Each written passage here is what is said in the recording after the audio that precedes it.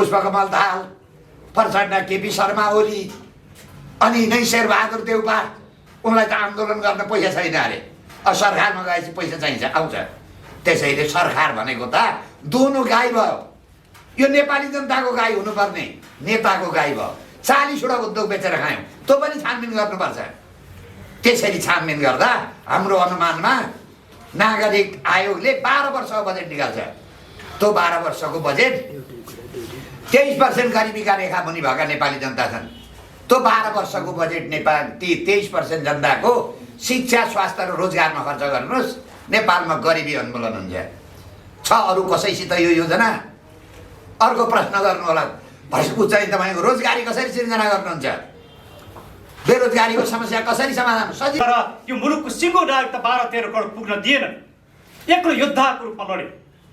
म बालकृष्णजी यो जुन उहाँले एउटा योद्धा भएर मुलुकको लागि लड्नुभयो, त्यसको म एउटा प्रशंसक हुँ, त्यसको सहयोगी हुँ र मित्र पनि। त्यसैले म के भनिरहेको छु भने आज जब मुलुक सङ्कटमा छ, एमसिसीको कारणले म धेरै कुरा भन्दिनँ। पहिलो कुरा, नेपालको संविधानभन्दा पनि महत्त्वपूर्ण एमसिसी हुन्छ भनेर एमसिसीमा लेखिएको छ। एमसिसीले नेपालको संविधानभन्दा पनि सुप्रवेशी पाउँछ। म प्रश्न गर्न चाहन्छु आजको यो संविधानका गणतन्त्रवादीहरूलाई, तपाईँले बनाएको संविधान तपाईँलाई माया छ भने तपाईँले एमसिसीको विरोध गर्नुहोस्, यो संसदबाट एमसिसी पास नगराउनुहोस्। तर तपाईँलाई त यो संविधानको पनि माया रहेछ। तपाईँ कुनै सिस्टमप्रति नै माया गर्नुहुन्न। तपाईँको एउटै मात्रै उद्देश्य के हो? सत्ता प्राप्त गर्ने। त्यसैले त झलनाथ खनाल, रामकुमारी झाँक्रीले संसद पुनर्स्थापना भएको भोलिपल्ट बोले अब हामी एमसिसी पास गराउँछौँ। उहाँहरूको निहित उद्देश्य के रहेछ? प्रष्ट भयो। जो संसद पुनर्स्थापनाको पक्षमा उभिनु भएको थियो, उहाँहरूको निहित उद्देश्य रहेछ एमसिसी पास गराउने। किन उहाँहरूले यो भन्नुभयो? यो भन्दाखेरि नेपाली काङ्ग्रेसले साथ दिन्छ भनेर भन्नुभयो। किनकि नेपाली काङ्ग्रेस एमसिसीको पक्षमा छ। खड्का प्रसाद ओली पनि हिजो एमसिसीको पक्षमा हुनुहुन्थ्यो। हामी अदालतमा बहस गर्यौँ संसद विघटनको लागि, किनभने हामीले अदालतमा भन्यौँ एमसिसी पाल्ने संसद हामीलाई चाहिँदैन। यदि यो संसदले एमसिसी पालेको हुँदैन थियो भने हामी सायद विघटनको पक्षमा पनि बहस गर्दैनथ्यौँ, हामी निष्पक्ष रूपमा बस्थ्यौँ। तर एमसिसी पाल्ने संसद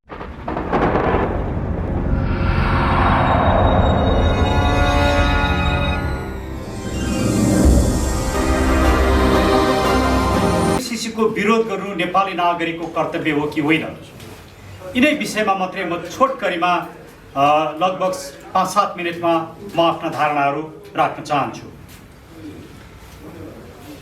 प्रत्येक नागरिकको कर्तव्य हो उसले आफ्नो मुलुकलाई बचाउनुपर्छ। यदि मुलुक सङ्कटमा पर्छ, मुलुकको भविष्य नै सङ्कटमा छ, मुलुकको सार्वभौम सत्तामाथि विदेशीहरूले आँखा गाडेका छन् र एमसिसी जस्तो राष्ट्रघाती सम्झौता गरेर मुलुकको सार्वभौम सत्ताभन्दा महत्त्वपूर्ण एमसिसी सम्झौतालाई बनाइँदैछ भने कुनै पनि स्वाभिमान नेपाली नागरिकको लागि एमसिसी सम्झौता स्वीकार्य हुन सक्दैन। त्यसैले प्रश्न हामीलाई पत्याउने कि नपत्याउने भन्ने प्रश्न होइन, प्रत्येक नेपाली नागरिकले आफैमाथि विश्वास गर्ने कि नगर्ने भन्ने प्रश्न हो। यो प्रश्न भनेको मेरो मुलुक म बचाउँछु भन्ने प्रण गर्ने प्रश्न हो। यो प्रश्न भनेको म नेपाली हुँ र म एउटा डिग्निफाइड नेपाली नागरिक हुँ र मेरो मुलुक बचाउने मेरो कर्तव्य हो भन्ने प्रण हो।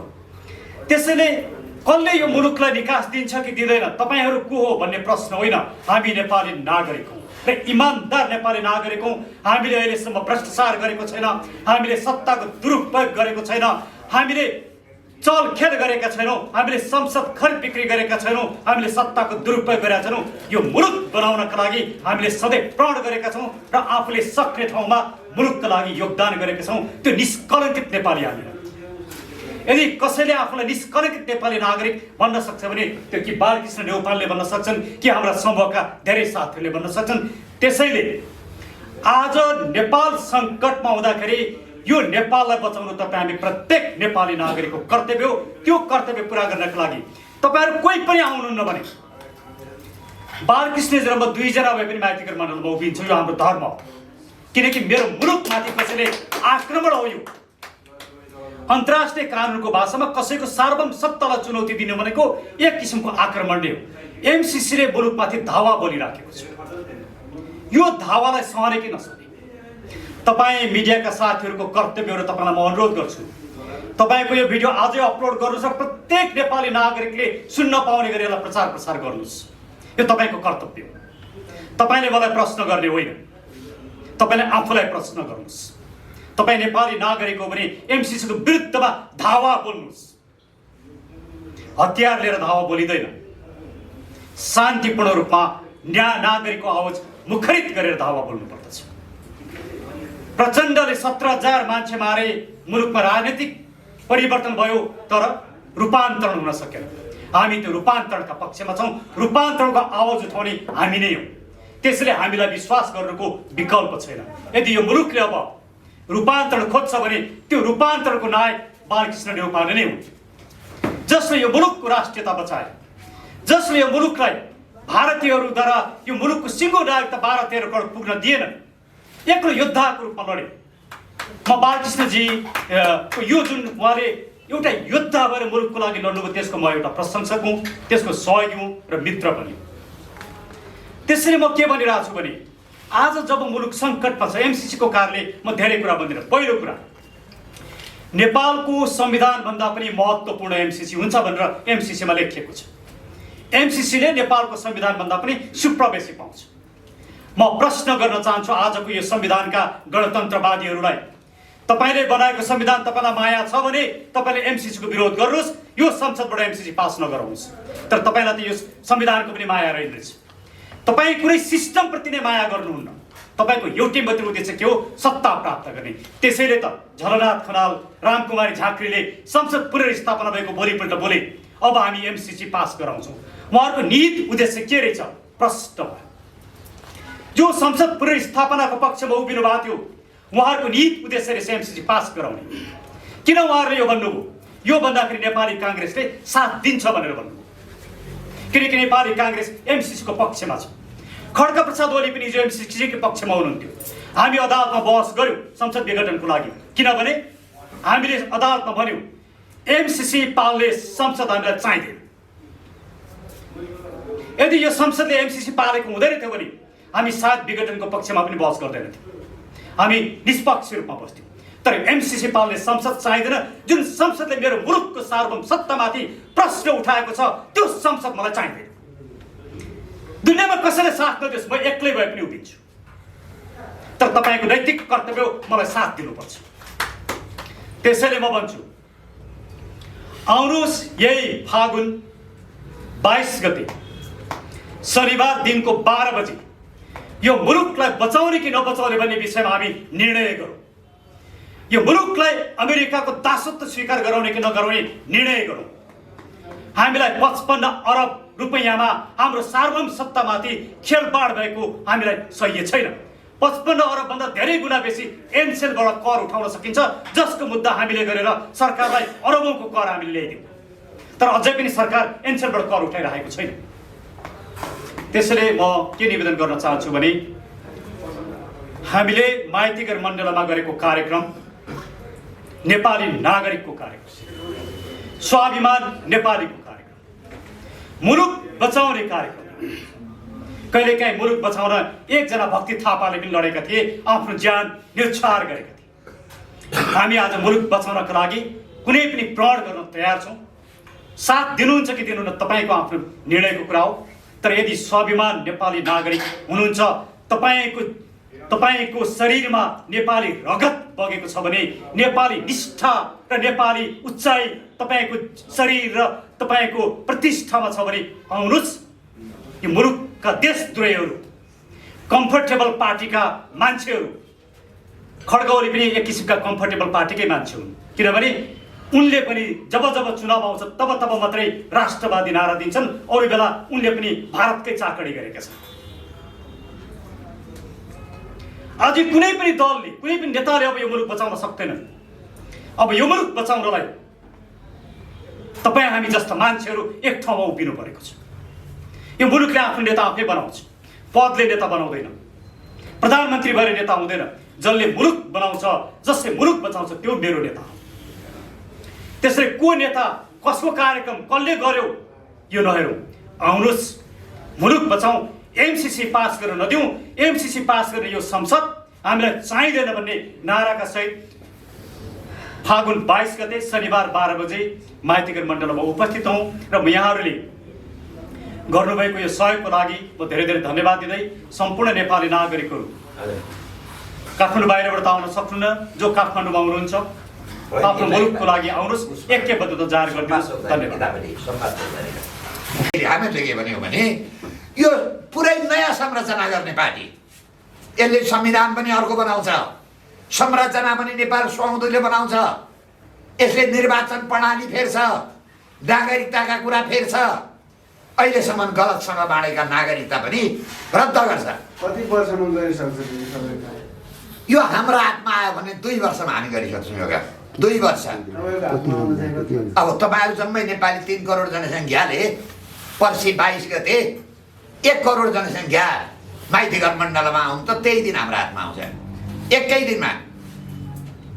यहाँ 1 करोड मान्छे माइतीघर मण्डलमा आयो भने प्रधानमन्त्रीले हेलिप्याड बनाइसकेका छन्, क्वार्टरमा हेलिप्याड, हेलिकप्टर स्टार्ट हुन्छ, यी यहाँ रहँदैनन्, जहाँबाट आएका त्यहीँ जान्छन्। हामीहरूलाई कहिले ल्याउने भन्ने निर्णय तपाईँ पत्रकार महोदय अनि नेपाली जनता, काठमाडौँमा मात्रै 60 लाख जनसङ्ख्या छ, 60 लाखको आधी 30 लाख आइदिउँ त पर्सि 22 गते। हाम्रै हातमा छ। अब नेपाली जनतालाई चाहिएको छैन देश, यो देश भोलि सिक्किम भएर चाहिँ तपाईँको विदेशीले चाहिँ लात हान्न मन्जुर छ, अफगानिस्तान हुन र बम पड्केर ज्यान जान मन्जुर छ। हामी केही मान्छेले भनेर केही हुनेवाला छैन। हामी खालि जनतालाई, नेपाली नागरिकलाई हामी भएको कुरो र म नक्कली मान्छे होइन। फेरि अहिलेसम्म हेर्नुहोस्, गिरिजाली टनकपुर बेत्ता मैले मुद्दा गरेर ल्याएँ। 48 सालमा अख्तियार दुरुपयोग ऐन आउँदा प्रधानमन्त्री, मन्त्री र संसद सदस्यलाई मुद्दा लाग्दैन भने मैले मुद्दा गरेर यिनीहरूलाई मुद्दा लाग्ने बनाएँ।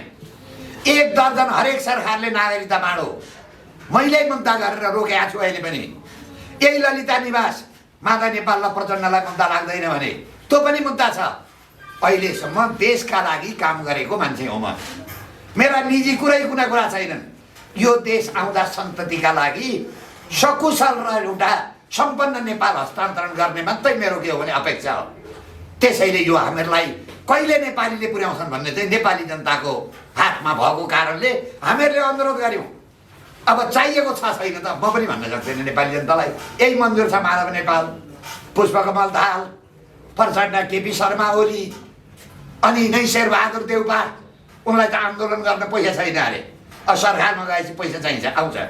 त्यसैले सरकार भनेको त दोनो गाई भयो। यो नेपाली जनताको गाई हुनुपर्ने नेताको गाई भयो। 40वटा उद्योग बेचेर खायौँ, त्यो पनि छानबिन गर्नुपर्छ। त्यसरी छानबिन गर्दा हाम्रो अनुमानमा नागरिक आयोगले 12 वर्षको बजेट निकाल्छ। त्यो 12 वर्षको बजेट 23% गरिबीका रेखा मुनि भएका नेपाली जनता छन्। त्यो 12 वर्षको बजेट नेपाल 23% जनताको शिक्षा, स्वास्थ्य र रोजगारमा खर्च गर्नुहोस्, नेपालमा गरिबी उन्मूलन हुन्छ। छ अरू कसैसित यो योजना?